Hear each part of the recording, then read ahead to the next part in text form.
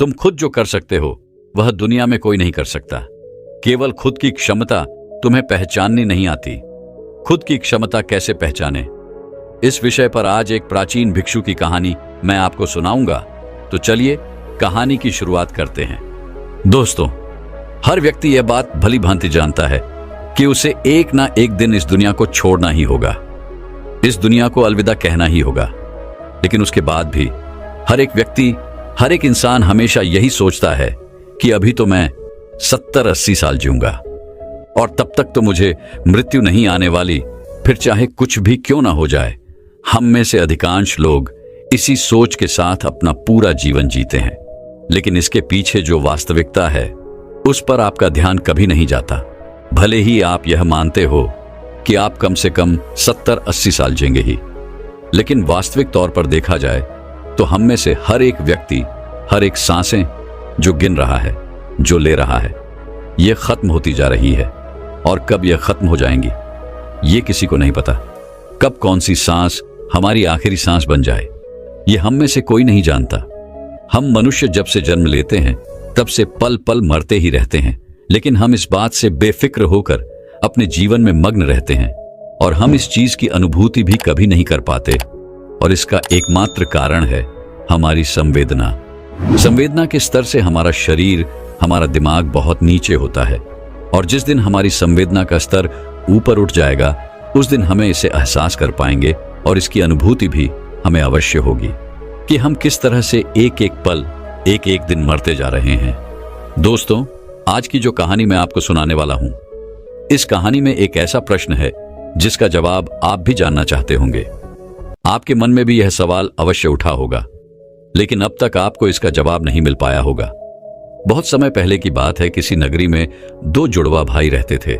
दोनों जुड़वा भाई आपस में बहुत प्रेम करते थे। उनके बीच जो संबंध था वो बहुत मजबूत था। दोनों एक दूसरे की कदर करते थे, दोनों एक दूसरे का सम्मान किया करते थे। उनमें से जो बड़ा भाई था वह बहुत ही कामयाब इंसान था, अर्थात उसके पास वह सब कुछ था जो वह चाहता था, धन दौलत वैभव सारी सुख सुविधाएं। वहीं पर जो दूसरा भाई था उसके पास धन दौलत तो नहीं थी, लेकिन उसने मान सम्मान बहुत कमाया था, पर थोड़ा गरीब था, पर अपने जीवन से संतुष्ट था। दोनों भाई अपने जीवन को मजे में जी रहे थे।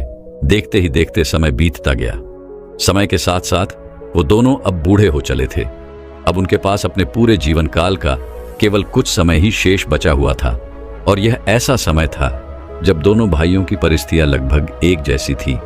जिसने बहुत अधिक धन कमाया था उसने भी अपना जीवन जैसे तैसे ही काटा, और जिसने मान प्रतिष्ठा कमाई थी, जिसके पास उतना धन नहीं था, उसका भी जीवन जैसे तैसे ही कट रहा था।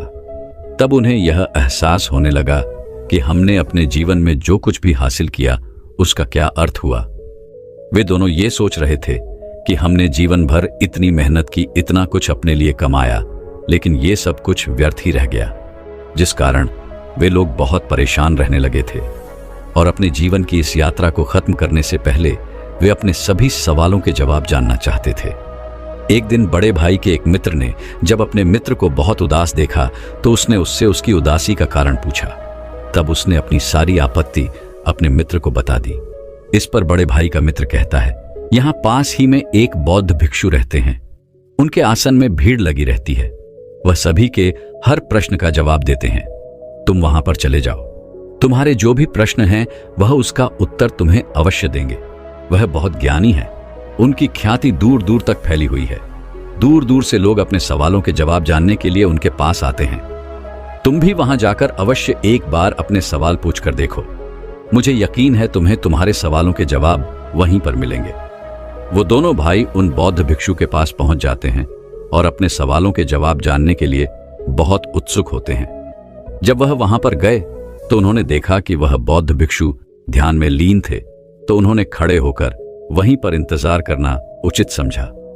जब वह बौद्ध भिक्षु अपने ध्यान से बाहर आए, जब उन्होंने आंखें खोली तो उन्होंने देखा कि 2 वृद्ध उनके सामने खड़े हैं। तब उन्होंने उनके यहां पर आने का कारण पूछा। तब बड़े भाई ने कहा, है महाराज, मैं आपसे अपने सवालों का जवाब जानना चाहता हूं। मेरे मन में कई सवाल हैं और मुझे उनके जवाब चाहिए। मैंने सुना है कि आप किसी को खाली हाथ नहीं जाने देते। आप सभी की समस्या का निवारण करते हैं, आप सभी की शंकाओं को दूर करते हैं। इसलिए हम आपके पास आए हैं और हमें पूरी उम्मीद है कि आप हमारे सभी सवालों का जवाब भी हमें अवश्य देंगे। इस पर वह बौद्ध भिक्षु मुस्कुराने लगे और कहते हैं, बेटा, मेरे पास तुम्हारे सभी सवालों का जवाब है या नहीं, यह तो तुम्हारे सवाल पर निर्भर करता है, लेकिन मेरे पास इतना समय नहीं है कि मैं तुम्हारे सभी सवालों का जवाब दे सकूं। लेकिन हाँ, अगर तुम इन सभी सवालों का निचोड़ निकालकर मुझे केवल एक प्रश्न दो तो मैं इसका उत्तर तुम्हें अवश्य दे सकता हूं। अर्थात जीवन के सारे सवालों को एक ही सवाल में पेश करो तो मैं तुम्हारी मदद अवश्य कर सकता हूं। उन बौद्ध भिक्षु की यह बात सुनकर दोनों बड़े चिंतित हो गए। उन्हें यह समझ नहीं आ रहा था कि आखिर अपने पूरे जीवन के इन प्रश्नों को केवल एक प्रश्न में कैसे परिवर्तित किया जाए। दोनों सोच में पड़ गए। दोनों ने काफी देर सोच विचार किया, चर्चा की और उसके बाद बड़ा भाई कहता है महाराज, ये तो बड़ी विचित्र बात है कि अपने जीवन के सारे सवालों को केवल एक सवाल में परिवर्तित करके हम आपसे कैसे पूछ सकते हैं। हमने बहुत प्रयास किया, हमने आपस में बातें भी की, लेकिन हम इन सभी सवालों को एक सवाल में परिवर्तित ना कर सके। लेकिन उसके बाद हमने कुछ देर और सोचा विचार कि हमें किसी भी तरह से केवल एक सवाल ही पूछने का मौका मिला है, जिस कारण हम दोनों भाइयों ने आपस में सहमति करके अपने जीवन को केवल एक सवाल में पिरो दिया है।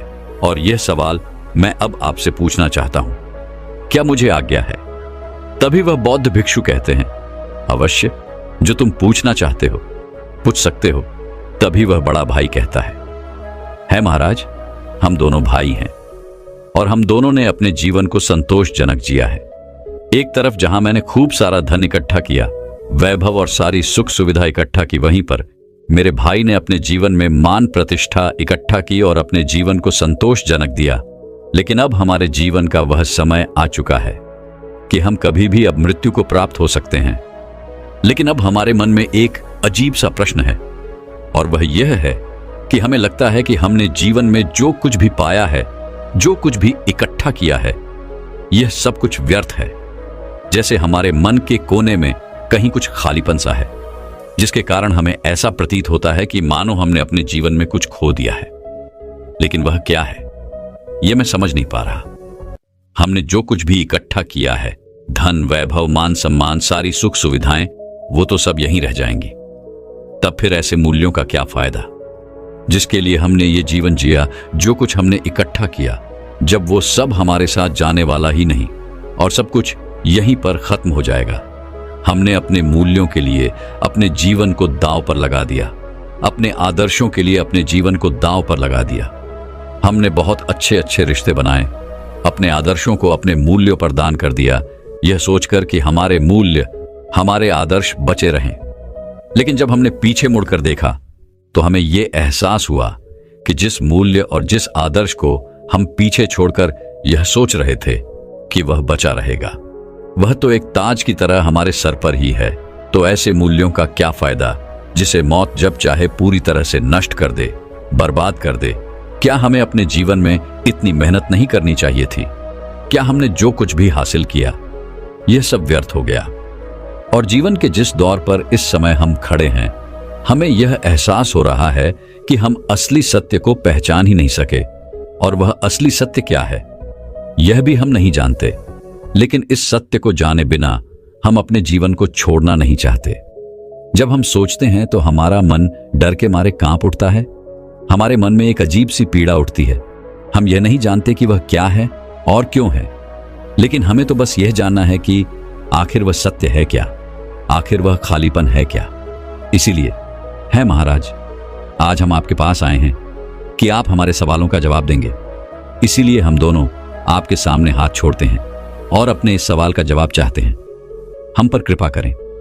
हम जानना चाहते हैं कि इंसान की आदर्श, इंसान की मूल्य, इंसान के जीवन जीने का तरीका आखिर कैसा होना चाहिए, ताकि वह अपने बुढ़ापे में सभी सवालों से मुक्त हो सके, जिससे अंतिम समय में उसके मन में कोई दुविधा ना हो, वह खुशी खुशी अपने प्राणों को त्याग सके।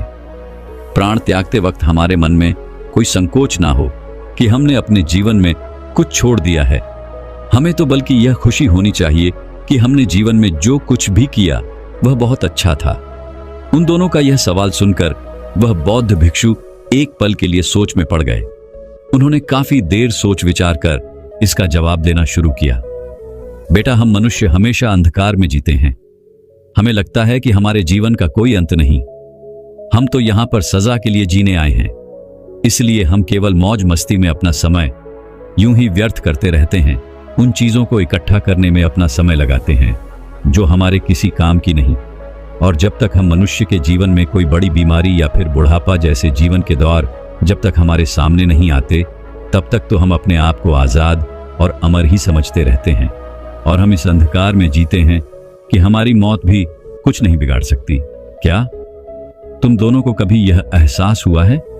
क्या तुम्हारे साथ कभी कोई ऐसा पल गुजरा है जब तुमने शायद ही अपने अंदर जाती और बाहर आती सांसों के बारे में ध्यान दिया हो? क्या तुमने तब कभी यह सोचा था? क्या तुम्हें तब कभी यह एहसास हुआ था कि यह तुम्हारी सांसें जो अभी चल रही हैं, या कब आखिरी सांस बन जाए?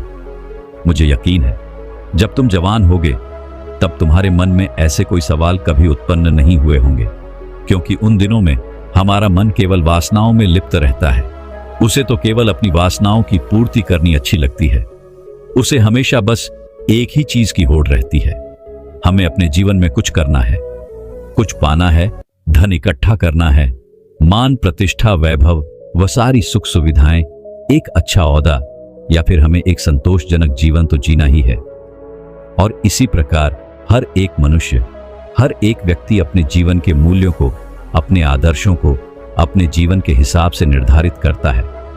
जब तक सब कुछ ठीक होता है तब तक हमारे मन में कभी कोई शंका या कभी कोई प्रश्न नहीं उठता।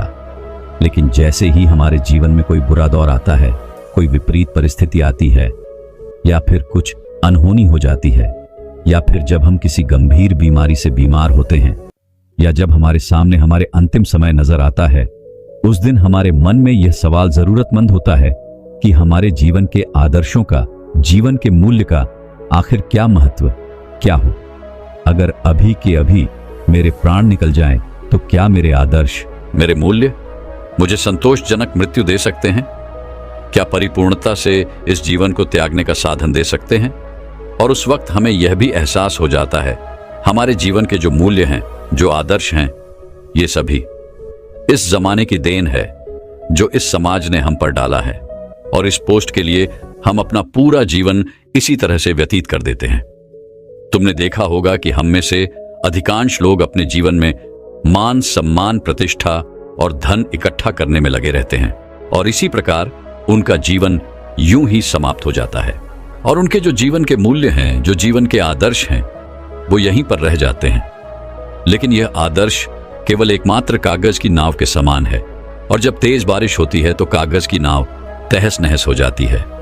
जब तक वह इंसान उस कागज की नाव में बैठा होता है और बारिश नहीं हो रही होती, तब तक वह अपने आप को सर्वश्रेष्ठ मानता है, अमर अजर मानता है। वह सोचता है कि मौत भी मेरा कुछ नहीं बिगाड़ सकती। लेकिन जब उसे इस बात का एहसास होता है कि मैंने व्यर्थ की चीजों को इकट्ठा करने में अपना पूरा समय गंवा दिया, अपना पूरा जीवन व्यर्थ कर दिया, तब तक बहुत देर हो जाती है। तब उसे यह भी एहसास हो जाता है कि जिन आदर्शों के, जिन मूल्यों के पीछे मैं भाग रहा था, वह तो एक कंकड़ पत्थर की भांति है। और आखिरी समय में उसे यह भी एहसास हो जाता है कि उसने अपने जीवन में कुछ भी हासिल नहीं किया, लेकिन तब तक समय बीत चुका होता है। और हम मनुष्य के हाथों में उस समय कोई समय नहीं बचा होता, क्योंकि मृत्यु दरवाजे पर दस्तक दे रही होती है। और यही विचार इंसान के मन में पीड़ा उत्पन्न करता है, और तब उस व्यक्ति के मन में एक असंतोष की भावना उत्पन्न होती है।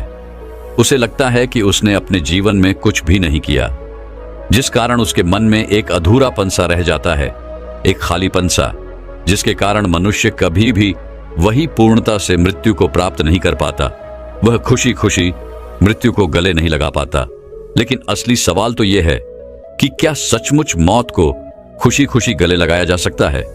यह वास्तविक तौर पर परिपूर्णता के साथ, संतोष के साथ मृत्यु को प्राप्त किया जा सकता है? और अगर आपको इस सवाल का सटीक जवाब मिल जाए, तो आपको आपकी जीवन की राह मिल जाती है, क्योंकि मृत्यु ही जीवन का दूसरा पहलू है जो आपको जीना सिखाती है, हमें जीवन जीने का मार्ग दिखाती है।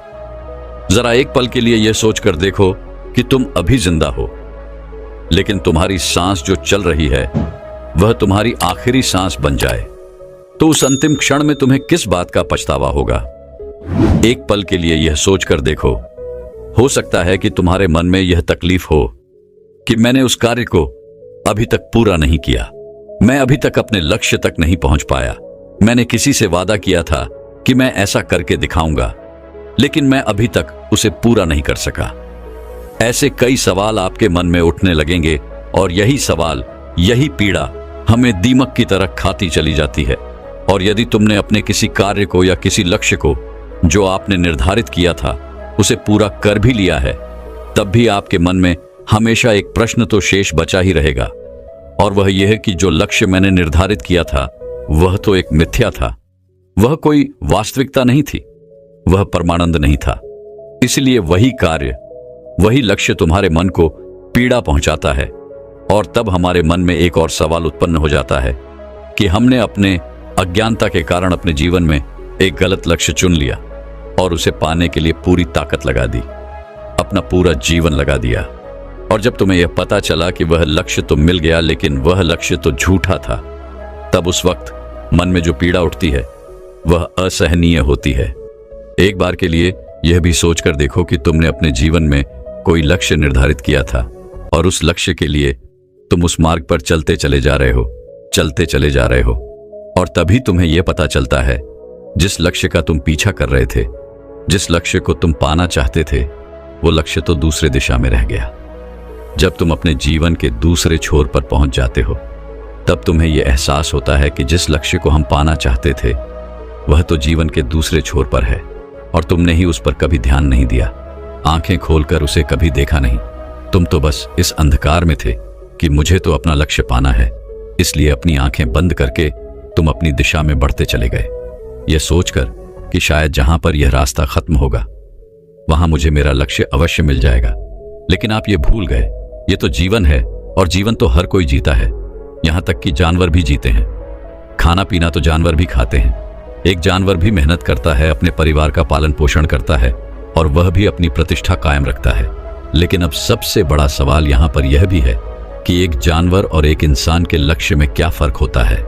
जानवर का लक्ष्य सीमित होता है, उसे तो बस इतना ही चाहिए कि वह जो पेट भर के खाना मिल जाए और मैं आराम से अपने जीवन को जी सकूं। इसके अलावा उसे अपना परिवार बसाना अच्छा लगता है और यही उसके जीवन का लक्ष्य होता है। वहीं पर एक इंसान यह सोचता है कि वह धन संपदा इकट्ठी कर ले, मान सम्मान प्रतिष्ठा, एक अच्छा घर, इससे ज्यादा और कुछ नहीं। यही उनका एकमात्र लक्ष्य होता है। और अगर इससे ज्यादा कुछ और करना है तो समाज में मान प्रतिष्ठा भी बढ़ा लूं, जिससे मेरा जीवन वही पूर्ण हो जाएगा। लेकिन क्या आपने एक जानवर और एक इंसान के बीच के लक्ष्य की समानता देखी? दोनों का लक्ष्य लगभग एक जैसा ही होता है। उन्हें भी मेहनत करके अपने परिवार का पालन पोषण करना है, पेट भर के खाना खाना है, और इधर हर एक व्यक्ति को मान सम्मान प्रतिष्ठा, अपना परिवार और धन इकट्ठा करना है। तो जब दोनों के लक्ष्य लगभग एक जैसे ही हैं और दोनों का जीवन लगभग एक जैसा ही है, तो फिर हम इंसानों को यह अहंकार क्यों है कि हम एक इंसान हैं? हम क्यों भला अपने आप को उन जानवर से ऊपर समझते हैं? आखिर वही जीवन हम भी जी रहे हैं और वह जानवर भी जी रहे हैं, तो फिर दोनों में फर्क क्या है? तो यहां पर इसका जवाब भी बड़ा सीधा और सरल है। एक इंसान के पास उसकी चेतना होती है, जिसकी चेतना ऊपर उठ चुकी होती है। उसे इस बात का भली भांति एहसास होता है कि एक इंसान के पास चेतना का फर्क है। जानवरों में चेतना नहीं होती, लेकिन दूसरी तरफ इंसानों की चेतना ऊपर होती है। और इसी चेतना का इस्तेमाल करके यदि आप चाहें तो परमात्मा को भी हासिल कर सकते हैं। लेकिन हाँ, मनुष्य तो केवल इस समाज के हिसाब से चलते हैं। अपनी चेतना का इस्तेमाल केवल धन संपदा, मान प्रतिष्ठा और समाज में अच्छा बने रहने के लिए इस चेतना का छोटे छोटे चीजों के लिए इस्तेमाल करते हैं। किंतु यदि हम चाहें तो अपनी इस चेतना का इस्तेमाल करके हम जीवन को परमानंद की तरफ ले जा सकते हैं, जिससे हमें जीवन का आनंद भी आएगा, उस परमात्मा का ज्ञान पा सकते हैं। लेकिन यह चेतना हम समय के साथ धीरे धीरे बर्बाद कर देते हैं।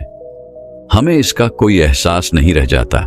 इसलिए जब जीवन का अंतिम समय आता है तो हमारे मन में एक पीड़ा उठती है, हमारे मन में एक तकलीफ रहती है, और वही हमें यह एहसास भी कराती है कि जो कुछ भी हमने अपने जीवन में हासिल किया है सब कुछ कंकड़ पत्थर के समान है। और यही कारण है कि जब हमारा अंतिम समय आता है तो हमारे भीतर कई तरह के सवाल होते हैं और हमें कई तरह की तकलीफें भी उत्पन्न होती हैं, जिस कारण एक मनुष्य परिपूर्णता के साथ कभी मृत्यु को प्राप्त नहीं कर पाता। और तब समाज के वो सारे मूल्य, सारे आदर्श हम पर बोझ बनकर रह जाते हैं। उनका हम पालन तो करते हैं लेकिन अधूरे चित्त के साथ, क्योंकि वह तुम्हारी खोज नहीं है, यह तो समाज की खोज है और इस समाज ने यह बोझ तुम पर डाला है।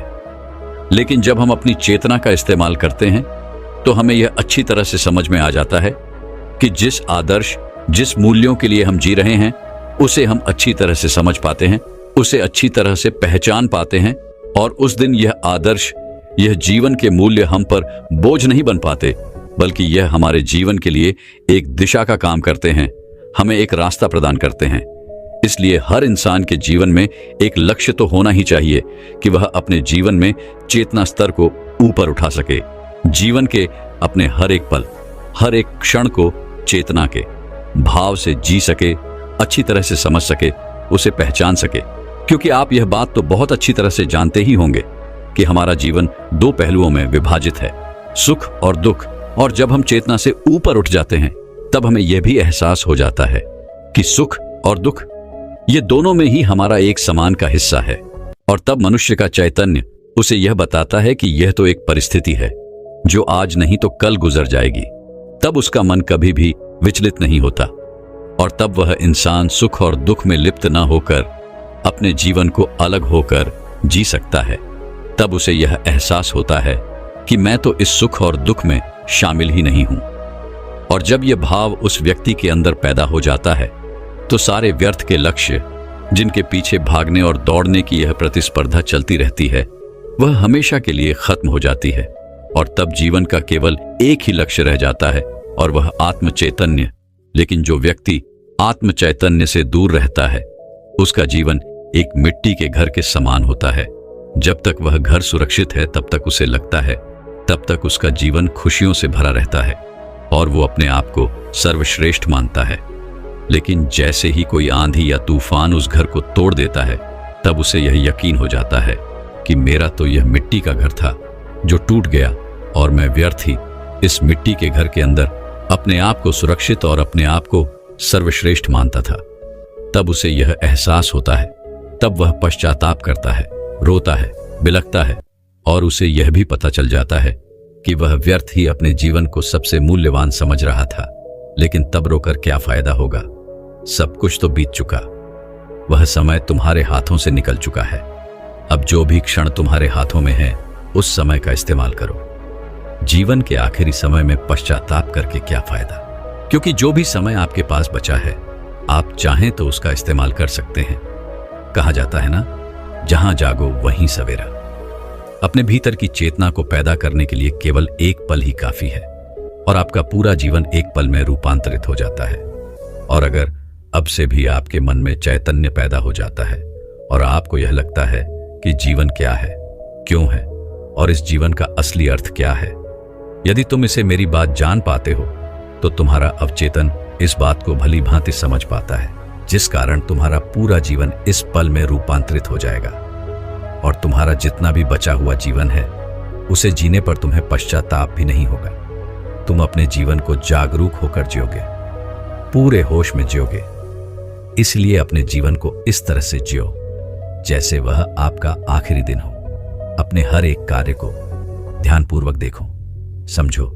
आपके अंदर उठने वाले विचार, आपके अंदर उठने वाली भावनाएं, उन चीजों को ध्यान से देखो, समझो, जिसे आपके जीवन की एक नई शुरुआत होगी। एक ऐसा व्यक्ति जिसका चैतन्य जाग उठा हो, और ऐसे व्यक्ति के लिए हर एक दिन अनोखा होता है, खास होता है। आपके लिए हर एक सुबह नई होगी, हर एक शाम अनोखी होगी। सोचो, अगर हम अपने आप अपने जीवन को कुछ इस तरह से बना लें तो हमारा जीवन कितना रूपांतरित हो जाएगा और हर दिन हमारे लिए एक नया सूरज निकलेगा, हर दिन हमारे लिए अनोखा बन जाएगा। हर दिन हमारे लिए चैतन्य के स्तर को ऊपर उठाने की एक सीढ़ी बन जाएगा। लेकिन हम मनुष्य अपने जीवन में व्यर्थ की चीजों के पीछे भागते रहते हैं। कंकड़ पत्थर इकट्ठा करते रहते हैं, अपने जीवन में ऐसे लक्ष्यों को निर्धारित करते हैं जिसका कोई अर्थ ही नहीं। हम व्यर्थ की धन संपदा मान प्रतिष्ठा के पीछे भागते रहते हैं, जो एक ना एक दिन मिट्टी में मिल ही जाएगा, और तब हमें अपना जीवन व्यर्थ लगने लगता है। लेकिन यदि आपका मन चैतन्य से भर जाए तो आप हर चीजों का लाभ उठा सकते हैं। आप हर पल को भरपूर जी सकते हैं। हर एक क्षण आपकी मुट्ठी में होगा। लेकिन यदि आपका मन चैतन्य से भरा नहीं होगा तो आप उस पल मौजूद ही नहीं होंगे। तो भला आप उस पल को कैसे जिएंगे? उस पल क्या घट रहा है ये आपको पता तक नहीं होगा, और जब वह घटना होकर गुजर जाएगी तब आपको एहसास होगा। तब आप अपनी परिस्थिति को दोष देंगे। मैंने तो अपने जीवन में अच्छे लक्ष्य, अच्छे आदर्श, अच्छे मूल्य निर्धारित किए थे। लेकिन आप यह भूल जाते हैं कि केवल लक्ष्य को निर्धारित करने से आप अच्छा जीवन नहीं जी सकते, अपने जीवन को आनंदमय नहीं बना सकते, और तो और आप अपने जीवन को जीना नहीं सीख सकते। यही तो परम सत्य है, और यही हमारे मन का आखिरी सवाल, अर्थात बुढ़ापे का आखिरी सवाल। इसका जवाब तो उन दोनों को मिल गया, लेकिन क्या आपको मिला? दोस्तों, अगर आप अभी भी अपने जीवन को चैतन्य होकर, जागरूक होकर जीना सीख जाते हैं तो आप अपने जीवन को परम आनंद की ओर ले जा सकते हैं। आप अपने जीवन के हर पल का, हर क्षण का आनंद उठा सकते हैं। लेकिन अभी भी अगर आप अपने जीवन में चैतन्य को प्राप्त नहीं करते तो इस जीवन के अंतिम समय में आपको भी केवल पश्चाताप ही होगा। तब उस समय आप केवल इस सोच पर रह जाएंगे कि मैंने तो अपना इतना समय केवल सोते सोते गुजार दिया, मैंने अपना इतना समय केवल इधर उधर की बातों में लगा दिया। इसी प्रकार के कई सवाल आपके मन में उठने लगेंगे, और तब आपके हाथ केवल पश्चाताप ही रहेगा, क्योंकि आपका वह समय तो बीत चुका है और अब आप उस समय को वापस नहीं पा सकते। जब समय आपके हाथों से निकल चुका होगा तब आपको उसकी असली अहम समझ आएगी, और तब आप केवल यह सोच रहे होंगे कि अब तो केवल मेरे पास कुछ ही क्षण बचे हैं। तब आप केवल रोते बिलखते रह जाएंगे, लेकिन आपके हाथ कुछ नहीं आने वाला। इसलिए दोस्तों, आज से और अभी से अपने जीवन को जागरूक होकर जीना सीखें। हर पल, हर क्षण को खुशी से जिए। ऐसे जिए मान लो कि यह समय आपका आखिरी समय है, यह दिन आपका आखिरी दिन है, यह पल आपका आखिरी पल है, जिससे आपके लिए हर एक पल नया होगा, खास होगा और आप ही का होगा। तो दर्शकों, चलिए अब अगली आत्मविश्वास कैसे बढ़ाए इस विषय पर एक प्रसिद्ध कहानी की शुरुआत करते हैं। दोस्तों, महात्मा बुद्ध कहते हैं कि मानव शरीर स्वास्थ्य का रहस्य है, इसीलिए अतीत पर शोक मत करो, भविष्य की चिंता मत करो। बुद्धिमानी तो यही है कि आप ईमानदारी से अपने वर्तमान में जियो। लेकिन हम में से अधिकांश लोग वर्तमान में जीना नहीं जानते, क्योंकि वो जीना ही नहीं चाहते। उन्हें तो अपने बीते हुए कल की चिंता करनी है, आने वाले भविष्य की चिंता करनी है। और यदि आप वर्तमान में जी सकते हैं तो कोशिश करके देख लो, आपका मन और आपका शरीर पूरी तरह से स्वस्थ हो जाएगा। एक बार जब आप वर्तमान में जीने लगते हैं तो ना ही आपको अतीत के बीतने का कोई दुख होता है और ना ही आने वाले भविष्य की कोई चिंता रह जाती है, बल्कि वर्तमान में चलने वाली आपकी सांसें भी आपको वह सुख देंगी जो आज से पहले आपने कभी भी महसूस तक नहीं की होंगी। दोस्तों, आज की यह कहानी हमें कुछ ऐसा ज्ञान देने वाली है जिसे पूरा सुन लेने के बाद आप अपने भूतकाल और अपने भविष्य काल को कहीं पीछे छोड़कर वर्तमान में जीना सीख जाएंगे। तो ये कहानी शुरू होती है एक व्यक्ति से। वह व्यक्ति बहुत दुखी था, बहुत परेशान था। वह एक पहाड़ की चट्टान पर बैठकर रो रहा था, बिलख रहा था। तभी वहां से एक बौद्ध भिक्षु गुजर रहे थे। उसे रोता देख वह बौद्ध भिक्षु उस व्यक्ति के पास गए और उससे कहने लगे, क्या तुम यहां से कूदकर अपनी जान लेने की सोच रहे हो? वह व्यक्ति कहता है, आपने बिल्कुल ठीक कहा, लेकिन आपको इससे क्या फर्क पड़ता है? मेरा जीवन है, मैं इसके साथ जो चाहूं वह करूं। तभी वह बौद्ध भिक्षु उस व्यक्ति से कहते हैं, तो अभी तक बैठकर रो क्यों रहे हो? तो अगर तुम्हें यह करना ही है तो यहां पर बैठकर रोने से क्या फायदा? इस बात को सुनकर वह व्यक्ति थोड़ा सा क्रोधित हो जाता है और उन बौद्ध भिक्षु से कहता है, देखिए महाराज, यहां पर जो भी करने आया हूं वह तो मैं करूंगा ही, लेकिन आपको इसमें दखल अंदाजी करने की कोई जरूरत नहीं। इतना कहते ही वो व्यक्ति कूट कूट कर रोने लगता है। तभी वो बौद्ध भिक्षु उससे कहते हैं, अच्छा ये बताओ, क्या तुम सब कुछ छोड़ आए हो या फिर अपने साथ कुछ लाए हो? तभी वह व्यक्ति उन बौद्ध भिक्षु के इस सवाल का जवाब देते हुए कहता है, हे गुरुवर, मैं सब कुछ छोड़ आया हूं। मेरे पास अब कुछ नहीं, न मेरे पास खोने के लिए कुछ है, तो फिर भला मैं जीकर क्या करूंगा? यह सुन वह बौद्ध भिक्षु उस व्यक्ति से कहते हैं, यदि ऐसा है तो तुम अपने सर पर यह बोझ लिए क्यों ढो रहे हो? बौद्ध भिक्षु की इस बात को सुनकर वह व्यक्ति थोड़ा सा आश्चर्यचकित हो जाता है और उन बौद्ध भिक्षु से कहता है, हे गुरुवर, मैं कौन सा बोझ लेकर ढो रहा हूं? मेरे हाथ खाली है और मेरे पास कुछ भी नहीं है। तभी वो बौद्ध भिक्षु कहते हैं, तुम्हारी सांसें भी ठीक से नहीं चल रही, तो यहां पर आए तो हो इस दुनिया को छोड़ने और टूट कर रोए भी जा रहे हैं। एक खाली इंसान कभी भी ऐसा नहीं करता। जो कंगाल हो चुका हो, जिसके पास और कुछ ना बचा हो, वो भला क्यों रोएगा? यह सुन वह व्यक्ति और भी क्रोधित हो जाता है और उन बौद्ध भिक्षु से कहता है, आपको इससे क्या मतलब? तभी वह बौद्ध भिक्षु उस व्यक्ति से कहते हैं, क्या तुमने कभी अपने अंतर की ओर झांकने की कोशिश की है? तुमने कितना बोझ उठाया हुआ है? तुम कितना कुछ बोझ लेकर अपने इन दोनों कंधों पर ढो रहे हो? इन सभी बोझों को कब तक ढोओगे? इन बोझों को यहीं पर उतार दो और थोड़ा सा हल्का हो जाओ। कब तक इन बोझों के तले दबे रहोगे? जैसे ही उस व्यक्ति ने उन बौद्ध भिक्षु के मुख से ये सारी बातें सुनी, वह तुरंत ही उनके चरणों में गिर पड़ा और उनसे हाथ जोड़कर कहने लगा, हे गुरु, अभी तक मुझे कोई समझ नहीं पाया। यहां से कई लोग आए और गुजर गए, लेकिन किसी ने भी मुझसे ये सब नहीं कहा। आपने तो मेरे मन की बात पढ़ ली, यहां तक कि मेरे घर वाले तक मुझे नहीं समझ पाए, लेकिन आपने एक बार में ही मुझे पूरी तरह से पढ़ लिया। आगे वो व्यक्ति उन बौद्ध भिक्षुओं से कहता है, क्या आप मेरी इस समस्या का समाधान कर सकते हैं? वो बौद्ध भिक्षु कहते हैं, कहां है समस्या? वह व्यक्ति कहता है कि मेरे घर पर है, आप मेरे साथ चलिए। वह बहुत ही शुभ उस व्यक्ति से कहते हैं, नहीं, समस्या तुम्हारे घर पर नहीं है। वह व्यक्ति कहता है, नहीं नहीं गुरु है, समस्या मेरे घर पर ही है, आप एक बार मेरे साथ चलकर तो देखिए। वह बौद्ध भिक्षु उस व्यक्ति को समझाते हुए कहते हैं, समस्या तुम्हारे घर पर नहीं बल्कि तुम्हारे भीतर है। क्या तुमने कभी अपने भीतर जागने की कोशिश की है? सारी समस्याएं तुम्हारे भीतर हैं। जब तक तुम उनका समाधान नहीं करोगे, तब तक तुम्हें हर जगह हर समय केवल समस्या ही नजर आएंगी। और यदि समस्या घर पर है, तो तुम इस पहाड़ की चोटी पर क्या कर रहे हो? तुम तो कह रहे थे कि तुमने पीछे सब कुछ छोड़ दिया है, अपना घर, अपना परिवार, अपने सगी संबंधी, और यदि तुमने ये सारी चीजें छोड़ ही दी हैं, तो तुम्हारी समस्या भी वहीं पर छूट गई। फिर तुम भला इतने परेशान क्यों हो? उन बौद्ध भिक्षु के मुख से ये सारी बातें सुनकर वह व्यक्ति कहता है, हे गुरुवर, आप सही कहते हैं, मैं आपकी बातों को समझ पा रहा हूं। कमी तो मेरे अंदर है, मैं किसी काम का नहीं हूं। मैं जब भी कोई काम करने जाता हूं तो सब बिगाड़ देता हूं, मेरे हाथों सारे काम बिगड़ जाते हैं। मैंने आज तक कोई काम ढंग का नहीं किया, मेरी तो किस्मत ही खराब है। उस व्यक्ति के मुख से ये सारी बातें सुनकर बौद्ध भिक्षु मुस्कुराने लगे और उस व्यक्ति से कहा, अच्छा, तुम्हें लगता है कि तुम्हारी किस्मत खराब है, तो मुझे यह बताओ कि क्या खराबी? तुम उसके व्यापार को देखकर सच में दुखी रहते थे। वह व्यक्ति कहता है, हां, इतना अच्छा उसने व्यापार खड़ा किया है और मेरा व्यापार चौपट हो गया, तो यह देखकर मुझे तो दुख होगा ही, मुझे तो जलन होगी ही। तभी वह बौद्ध भिक्षु उस व्यक्ति से कहते हैं, तुम्हें दुख किस बात का था? अपनी असफलता का या फिर अपने दोस्त की सफलता का?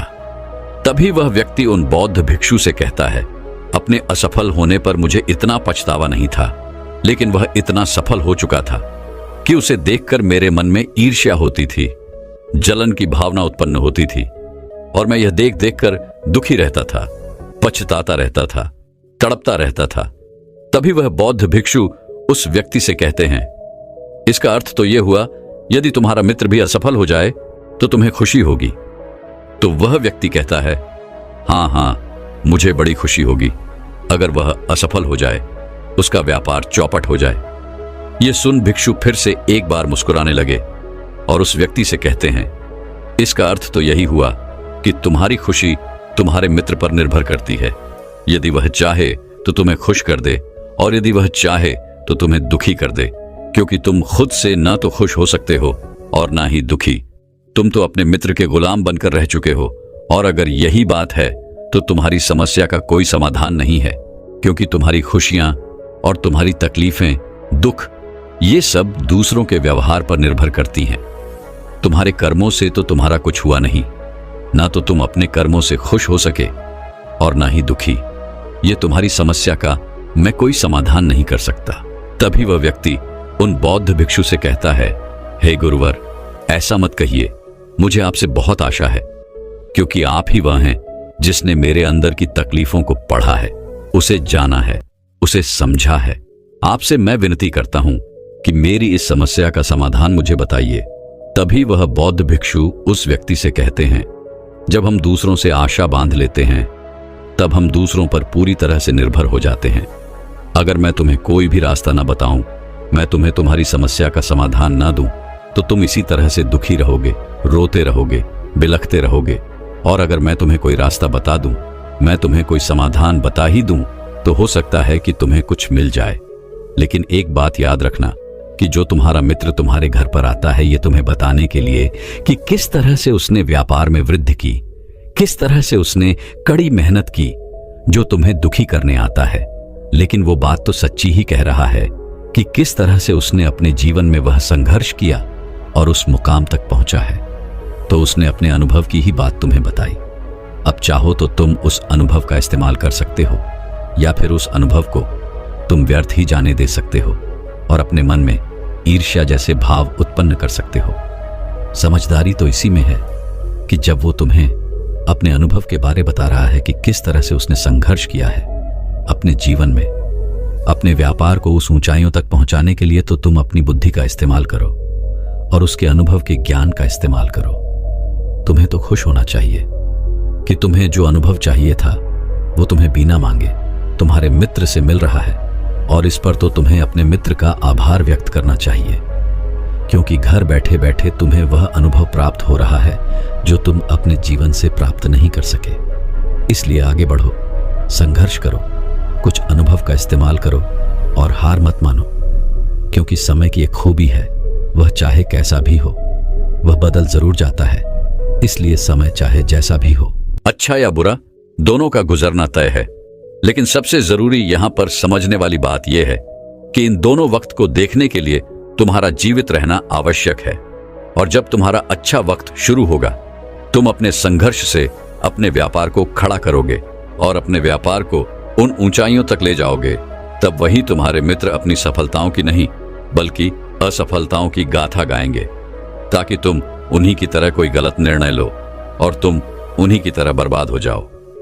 तो यहां पर तुम्हें अपनी बुद्धि का इस्तेमाल करना होगा। तुम्हें उनकी बातों पर ध्यान न देकर के बल्कि अपनी बुद्धि का प्रयोग करना होगा, क्योंकि उस समय वह तुम्हें सुखी नहीं बल्कि दुखी करने आएंगे, क्योंकि उन्हें भी तुम्हें दुखी देखकर उतना ही मजा आएगा जितना कि तुम्हें उसे दुखी देखकर आएगा। ये सुन वह व्यक्ति उन बौद्ध भिक्षु से कहता है, हे गुरुवर, आप बिल्कुल ठीक कह रहे हो। मेरे जीवन को मैं नहीं चला रहा, बल्कि मेरे सगे संबंधी और मित्र चला रहे हैं, जो मेरे जीवन में सुख और दुख भरे जा रहे हैं। लेकिन मेरा यहां पर एक प्रश्न है।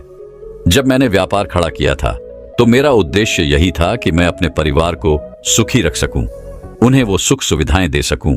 तो क्या अपने परिवार के लिए सोचना गलत है? मैं तो अपने परिवार के लिए ही सब कुछ कर रहा था, लेकिन व्यापार में नुकसान होने के बाद वह परिवार भी मुझे छोड़ गया। इस पर भिक्षु मुस्कुराने लगे। तभी वह व्यक्ति कहता है, अब इसमें मुस्कुराने वाली बात क्या है? क्या मैंने कोई गलत प्रश्न पूछ लिया?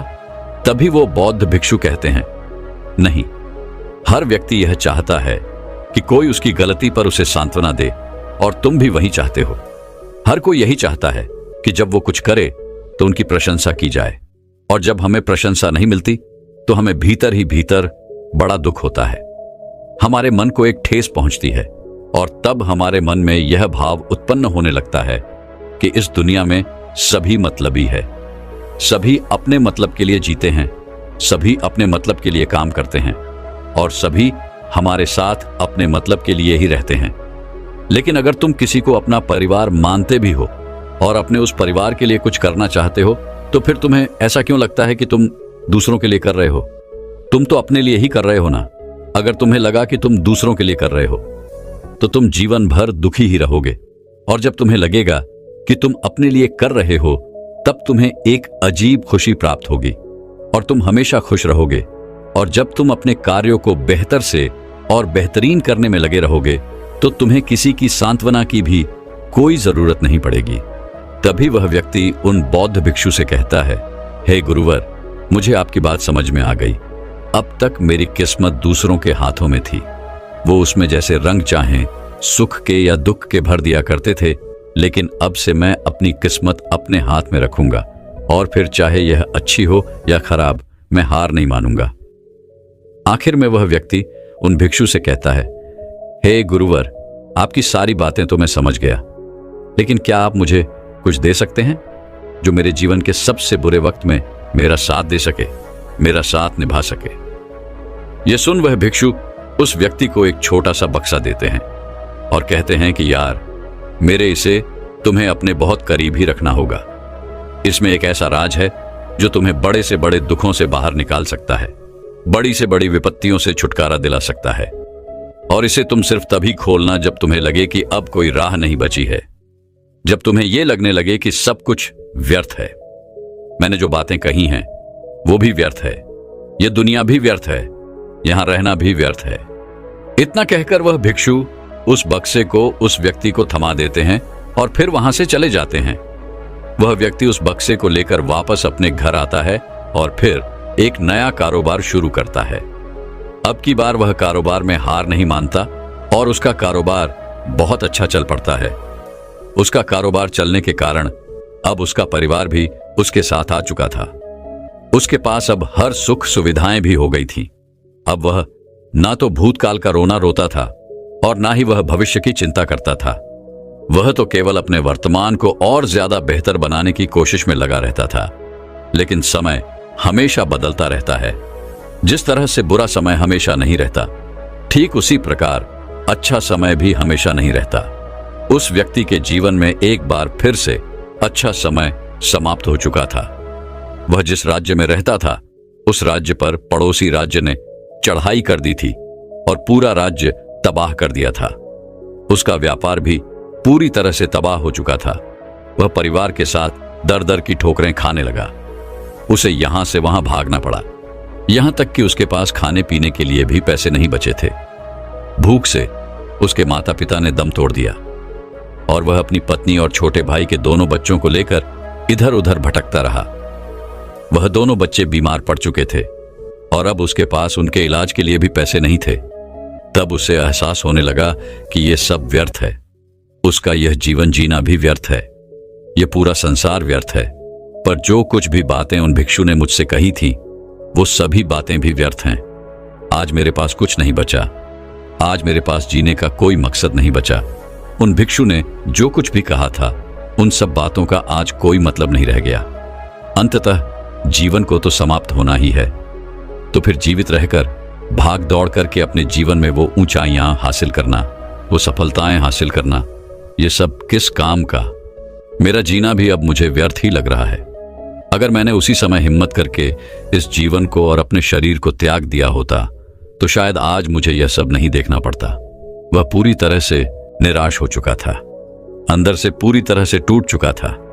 वो ये सब सोच ही रहा था कि तभी उसकी नजर उस बक्से पर पड़ी जो उसे उन बौद्ध भिक्षु ने दिया था।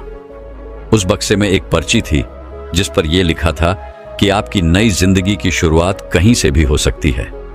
आपके पास सोने का सिक्का हो ना हो, लेकिन आपके पास वह हिम्मत तो है, तो कुछ ना कुछ अवश्य ही कर लेंगे।